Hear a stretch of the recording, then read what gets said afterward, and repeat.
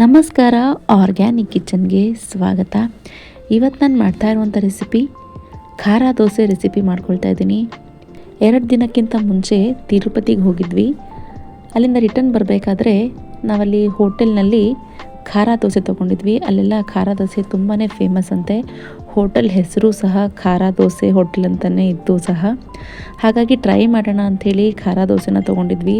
ತುಂಬಾ ಟೇಸ್ಟಿಯಾಗಿ ಚೆನ್ನಾಗಾಗಿತ್ತು. ಸೊ ಹಾಗಾಗಿ ಅವ್ರ ಹತ್ರ ಖಾರ ದೋಸೆಗೆ ಮಸಾಲೆ ಹೇಗೆ ರೆಡಿ ಮಾಡ್ಕೊಳ್ಳೋದು ಅಂಥೇಳಿ ಕೇಳಿಕೊಂಡು ಅದೇ ರೀತಿ ಮನೆಯಲ್ಲೂ ಸಹ ಬಂದು ಟ್ರೈ ಮಾಡಿದ್ದೀನಿ.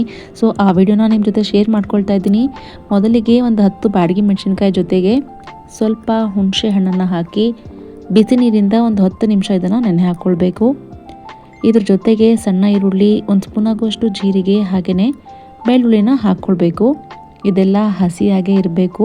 ಅದನ್ನು ಹುರ್ಕೊಳ್ಳೋದಾಗಲಿ ಅಥವಾ ಬಿಸಿ ನೀರಿನಲ್ಲಿ ಕುದಿಸ್ಕೊಳ್ಳೋದಾಗಲಿ ಮಾಡ್ಕೊಳ್ಬಾರ್ದು. ನಾನು ಇದನ್ನೆಲ್ಲ ಹುರಿದು ಮಾಡ್ಕೊಳ್ಬೇಕೇನೋ ಅಂಥೇಳಿ ಅಂದ್ಕೊಂಡೆ, ಯಾಕೆಂದರೆ ಅಷ್ಟು ಟೇಸ್ಟಿಯಾಗಿತ್ತು. ಈ ರೀತಿ ಎಲ್ಲ ಹಸಿ ಮಸಾಲೆ ಹಾಕ್ಕೊಳ್ಳೋದ್ರಿಂದ ದೋಸೆನಲ್ಲಿ ಹಸಿ ಮಸಾಲೆಯ ಸ್ಮೆಲ್ ಬರಬಹುದೇನೋ, ಈರುಳ್ಳಿ ಅಥವಾ ಬೆಳ್ಳುಳ್ಳಿ ಅಥವಾ ಮೆಣಸಿನ್ಕಾಯಿದು.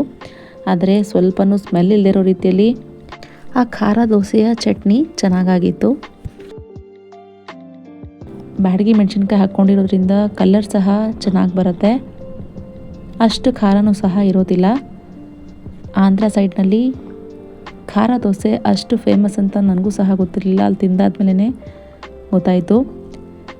ಮೊದಲಿಗೆ ನಾವು ಮಾಮೂಲಿ ಹೇಗೆ ದೋಸೆ ಹಾಕ್ಕೊಳ್ತೀವೋ ಹಾಗೆ ಹಾಕ್ಕೊಂಡು ಈಗ ರೆಡಿ ಮಾಡಿ ಇಟ್ಕೊಂಡಿರುವಂತಹ ಚಟ್ನಿನ ಇದ್ರ ಮೇಲೆ ಪೂರ್ತಿಯಾಗಿ ಸ್ಪ್ರೆಡ್ ಮಾಡಿಕೊಂಡು ಒಂದು 5 ನಿಮಿಷ ಚೆನ್ನಾಗಿ ಬೇಯಲಿಕ್ಕೆ ಬಿಡಬೇಕು. ದೋಸೆನ ತಿರುವು ಹಾಕ್ಕೊಳ್ಳೋ ಅವಶ್ಯಕತೆ ಇಲ್ಲ.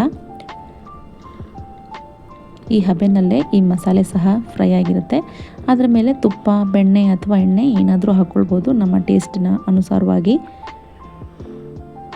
ಇದಕ್ಕೆ ನಮ್ಮ ಕಾಂಬಿನೇಷನ್ ಆಗಿ ನಮಗೆ ಏನು ಇಷ್ಟ ಆಗೋದು, ಚಟ್ನಿ ಆಗಿರ್ಬೋದು, ಸಾಂಬಾರು ಆಗಿರ್ಬೋದು, ಹಾಗೆ ಬೇಕಾದರೂ ಸಹ ದೋಸೆನ ತಿನ್ಬೋದು.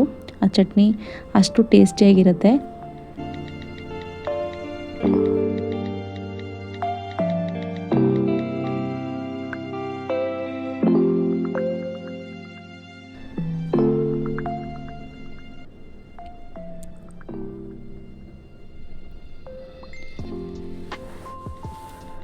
ಈ ಖಾರ ದೋಸೆ ಜೊತೆಗೆ ನಾವು ಚಟ್ನಿ ಪುಡಿ ಸಹ ಹಾಕ್ಕೊಳ್ಬೋದು. ಅದು ಸಹ ಟೇಸ್ಟ್ ನಮಗೆ ಚೆನ್ನಾಗಿರುತ್ತೆ. ಇಲ್ಲಿ ನಾನು ಸಪ್ರೇಟಾಗಿ ಖಾರ ದೋಸೆ ಮಾತ್ರ ಮಾಡ್ಕೊಳ್ತಾ ಇರೋದ್ರಿಂದ ಪುಡಿ ಏನು ಹಾಕ್ಕೊಳ್ಳಿಲ್ಲ. ಇದರ ಟೇಸ್ಟು ಸಹ ಮಾಡೋಣ ಅಂಥೇಳಿ. ಯಾರೆಲ್ಲ ಖಾರ ದೋಸೆಯ ರೆಸಿಪಿನ ಟ್ರೈ ಮಾಡಿಲ್ವೋ ಒಂದು ಸಾರಿ ಟ್ರೈ ಮಾಡಿ.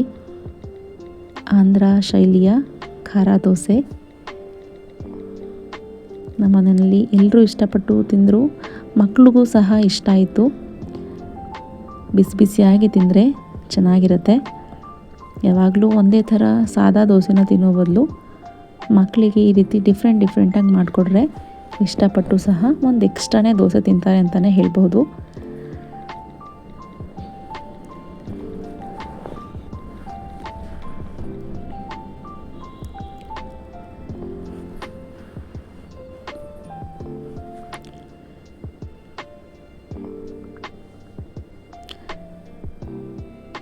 ಮಿಸ್ ಮಾಡದೆ ಎಲ್ಲರೂ ಸಹ ಈ ರೀತಿ ಒಂದು ಖಾರ ದೋಸೆ ರೆಸಿಪಿನ ಟ್ರೈ ಮಾಡಿ.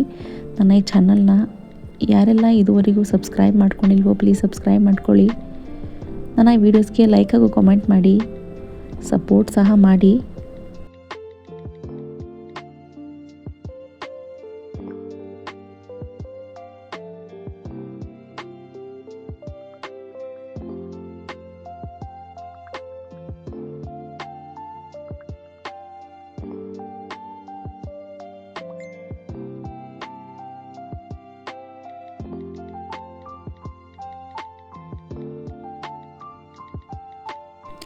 ನಾನು ಈ ದೋಸೆನ ಟೊಮ್ಯಾಟೊ ಚಟ್ನಿ ಮಾಡ್ಕೊಂಡಿದ್ದೆ, ಅದ್ರ ಜೊತೆಗೆ ಸರ್ವ್ ಮಾಡ್ಕೊಂಡಿದ್ದೀನಿ.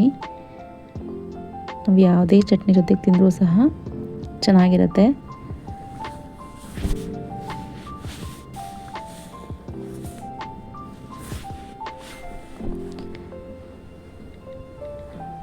ತುಂಬಾ ಚೆನ್ನಾಗಾಗಿತ್ತು. ನೀವು ಒಂದ್ಸರಿ ಟ್ರೈ ಮಾಡಿ. ನನ್ನ ಚಾನಲ್ನ ಸಬ್ಸ್ಕ್ರೈಬ್ ಮಾಡ್ಕೊಳ್ದೇ ಇರೋರು ಸಬ್ಸ್ಕ್ರೈಬ್ ಮಾಡ್ಕೊಳ್ಳಿ. ಮುಂದಿನ ವಿಡಿಯೋ ಜೊತೆಗೆ ಮತ್ತೆ ಸಿಗ್ತೀನಿ.